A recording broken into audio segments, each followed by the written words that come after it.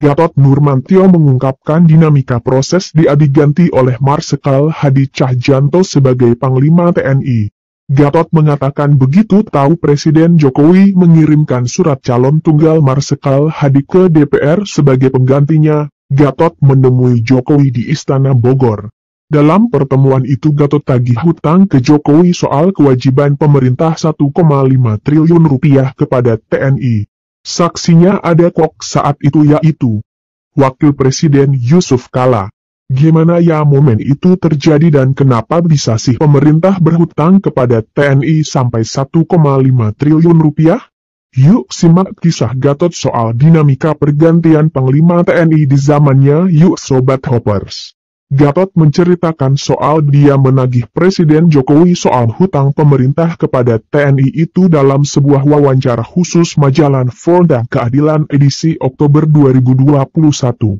Mantan Pangkostrat itu mengatakan langsung saja nembak Jokowi agar pemerintah menyelesaikan hutang tersebut begitu dia tahu Presiden mengajukan Marsikal Hadi sebagai calon Panglima TNI. Kalau tidak segera dilunasi, maka TNI akan kekurangan anggaran. Dia mengatakan pertemuan di Istana Bogor itu ada kok saksinya yakni JK. Ada Pak JK di situ.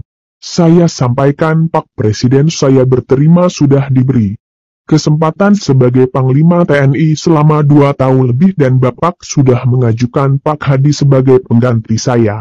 Saya hanya menyampaikan bahwa pemerintah berhutang kepada TNI 1,5 triliun. Mohon dilengkapi kalau tidak, ada anggaran-anggaran yang terpakai untuk ini, kata Gatot menceritakan momen itu. Dia menjelaskan hutang tersebut adalah untuk membiayai operasional operasi penyekatan Marawi. Gatot menjelaskan operasi ini mencegah pelarian dari Filipina Selatan masuk ke Indonesia. Nah selain menagih hutang triliunan itu, Gatot waktu minta kepada Presiden Jokowi untuk segera saja melantik Marsikal Hadi sebagai Panglima.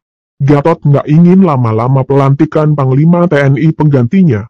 Sebab belajar dari pengalaman dia saat menggantikan Jenderal Muldoko sebagai Panglima TNI, proses serah terima jabatan dari Jenderal Muldoko kepadanya itu molor hampir sebulan. Makanya kata Gatot, dia langsung saja serah terima jabatan Panglima TNI ke Marsikal Hadi. Jadi Marsikal Hadi dilantik oleh Presiden Jokowi pada Jumat 8 Desember 2017 dan pagi harinya Gatot putuskan serah terima jabatan. Pelantikan Marsikal TNI Hadi Tjahjanto berdasarkan keputusan Presiden nomor 83 TNI tahun 2017. Tanggal 8 Desember 2017 tentang pemberhentian dan pengangkatan Panglima TNI Marsikal Hadi Tjahjanto sebagai Panglima Tentara Nasional Indonesia. Dilanjutkan penyematan tanda pangkat dan jabatan oleh Presiden RI Joko Widodo kepada Marsikal TNI Hadi Tjahjanto. Menko Kemaritiman dan Investasi, Luhut Binsar Panjaitan, mengatakan akan menurunkan tim khusus ke area publik atau tempat wisata. Nantinya, tim ini akan melakukan pengecekan terkait penerapan protokol kesehatan. Kami akan menurunkan tim untuk melihat pelaksanaan penerapan protokol kesehatan yang dijalankan utamanya di area publik, ujar Luhut dalam konferensi pers virtual yang disiarkan kanal YouTube Sekretariat Presiden, Senin, 8 November 2021. Luhut menyebut minggu lalu pihaknya juga telah menurunkan tim ke lapangan, khususnya pada tempat wisata di daerah Bali dan Bandung. Minggu lalu kami menurunkan tim untuk melihat pelaksanaan protokol kesehatan di tempat wisata, yakni Bali dan Bandung, tuturnya. Disebutkan, hasil dari pemantauan protokol kesehatan telah dilakukan dengan baik pada pusat perbelanjaan dan mal. Selain itu, aplikasi Peduli Lindungi diterapkan dengan ketat. Dalam penelusuran kami menemukan protokol kesehatan dilakukan dengan baik di pusat perbelanjaan dan mal, dan Peduli Lindungi diterapkan dengan ketat. Masyarakat yang masuk semuanya mengenakan masker dan jam operasional juga sesuai aturan, kata Luhut. Namun, pada tempat wisata disebut masih ditemukan kurangnya penerapan physical distancing. Hal ini disebut akan menjadi bahan evaluasi. Selain itu tempat wisata juga cukup baik meskipun kami menemukan penerapan physical distancing yang masih lemah dan masih ada tempat wisata yang melakukan scan peduli lindungi pada perwakilan saja. Ini akan jadi evaluasi kami dan akan kami diskusikan lebih lanjut pada seluruh pemangku kepentingan di sektor tersebut, tuturnya. Forum Masyarakat Peduli Parlemen Indonesia, Formapi, menilai jajaran Komisi I DPR bagaikan anak-anak satu geng yang tengah reuni. Hal itu buntut dari pemakaian outfit atau seragam bercorak hijau yang disebut ala militer saat fit and proper test calon Panglima Jenderal TNI Andika Perkasa. Peneliti Formapi Lucius Karus mengatakan agenda fit and proper pada Sabtu, 6/11, itu pun menyisakan kisah kontroversial lantaran mereka terlihat kompak mendandani diri dengan pakaian ala militer. Dandanan jajaran komisi yang mengenakan pakaian ala militer ini, kata Lucius, tentu saja mengherankan. Bagaimana bisa sih orang-orang terhormat ini sebegitu narsisnya hingga mau menyamakan warna dan corak pakaian mereka?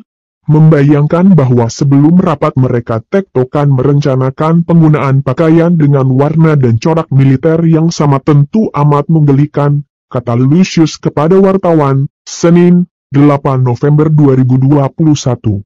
Anggota Komisi I itu seperti rombongan anak-anak segeng yang lagi bikin rencana reunian atau piknik bareng, sambung Lucius. Lucius mengatakan dandanan dengan outfit ala militer yang dikenakan jajaran Komisi I DPR tak hanya mengekspresikan kenorakan ala anak-anak, tetapi juga memalukan karena hal itu justru dilakukan ketika mereka sedang ingin mengobok-obok semua sisi dari sosok Jenderal Andika yang menjadi calon Panglima TNI satu-satunya yang disodorkan oleh Presiden, kata Lucius. Warna hijau bukan cuma tentara pakaian atau outfit jajaran pimpinan sampai anggota Komisi I DPR menjadi sorotan. Pasalnya outfit yang digunakan saat uji kelayakan dan kepatutan fit and proper test calon Panglima TNI Andika Perkasa itu terkesan ala militer atau army look. Diketahui dalam fit and proper test pada Sabtu, 6/11, mayoritas jajaran Komisi I terlihat kompak mengenakan seragam bernuansa hijau yang belakangan disebut mirip tentara. Bahkan foto bersama Andika Perkasa yang diunggah Ketua Komisi I Mutia Hafid melalui laman Twitter pribadinya @Mutia Hafid itu mendapat ragam komentar. Makin menarik. DPR sekarang seragam mirip pakaian mitra kerjanya. Apakah ini simbol bahwa DPR sudah bagian dari eksekutif, kata Muhammad Serdidu, pemilik